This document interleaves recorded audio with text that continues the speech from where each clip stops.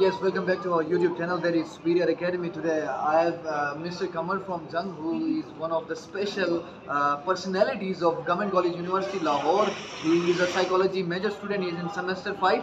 मैं आज इनसे पूछने की कोशिश करूंगा, चूंकि ये नेशनल समिट का सेकंड डे चल रहा है, तो कमर कैसे एंजॉय कर रहा है और इस दिन को और इस वीक को कैसे एंजॉय कर रहा है, और कमर के अंदर क्या पोटेंशियल्स हैं कि ये जो हमारे मेहमान स्टूडेंट्स आए हैं आउट ऑफ जीसी से, और जो रावियंस नहीं है, गिलगित से आए हैं, जो केपीके से आए हैं, जो बलूचिस्तान से और जो सिंध से आए हैं, उन स्टूडेंट्स को कमर कैसे फैसिलिटेट कर सकता है और कैसे इनसे उनसे कुछ सीख सकता है।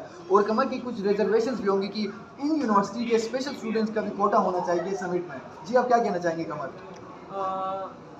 या जो आपकी लास्ट बात है ना, वो तो बेस्ट है कि मतलब कोटा के से अलावा भी उसको इक्वल अपॉर्चुनिटीज देनी चाहिए, और इसके लिए अभी स्टेप लिया भी है। जैसे में एक सोसाइटी हम बना रहे हैं